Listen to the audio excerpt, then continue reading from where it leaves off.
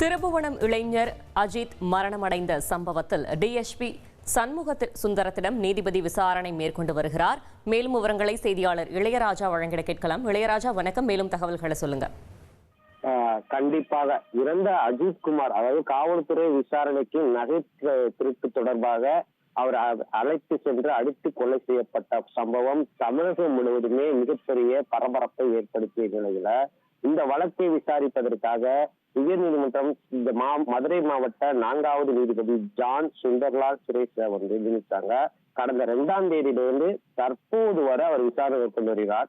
கடந்த 4 நாட்களாக விசாரணை மேற்கொண்டு வருகிறார். இதுல பாத்தீங்கன்னா முதல் நாள் விசாரணையில கோவில் ஊழியர்கள் இதுல சம்பந்தப்பட்ட அனைவரும் விசாரித்தாங்க. 2வது நாள் விசாரணையில பாத்தீங்கன்னா வீடியோ எடுத்த சக்தீஸ்வரன் உட்பட நவீன்குமார் அவர் அதாவது இறந்த அஜித்குமார் குடும்பத்தார்கள் உறவினர் எல்லாத்தையும் விசாரித்தாங்க. நேற்று வந்து பாத்தீங்கன்னா மருத்துவர்கள், ஆட்டோ ஓட்டுநர், ஐயனார் முதற்கொண்டு எல்லாத்தையும் விசாரிச்சாங்க. 4வது நாள் விசாரணை இன்று நீதிபதி இந்த 3 நாட்களை விட சற்று முன்பாகவே வந்துட்டார். எப்பவும் நீதிபதி 8:45 to 9 மணிக்கு வர்ற நீதிபதி இன்று பாத்தீங்கன்னா 7:45 மணிக்கே வந்து நேரடியாகவே காவல் நிலையத்துக்குள்ள போனாரு. அதாவது அஜித்குமார் கொலை ஒன்ற அந்த சம்பவத்துல ஈடுபட்ட அன்று காவல் நிலையத்தில் இருந்த ஐஓ முதற்கொண்டு டிஎஸ்பி சண்முக சுந்தரம், காவல் ஆய்வாளர் ரமேஷ்குமார், ஏடிஎஸ்பி சுகுமார், ரைட்டர் சிவகுமார் எல்லாத்தையுமே விசாரணை மேற்கொண்டு வர தற்போது ஒன்றன் பின் ஒன்றாக நீங்க காட்சிகளை பார்க்கலாம்.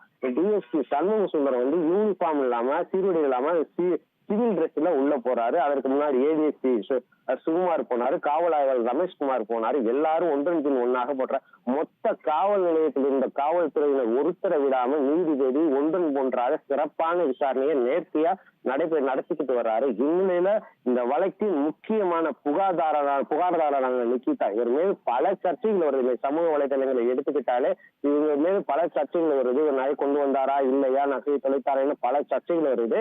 இந்நிலையில இன்று இந்த வழக்கின் முக்கிய புகார்தாரரான நிக்கிதா இன்று நீதிமன்ற விசாரணைக்கு வருவதாக ஒரு தகவல் வெளியாகி வருகிறது.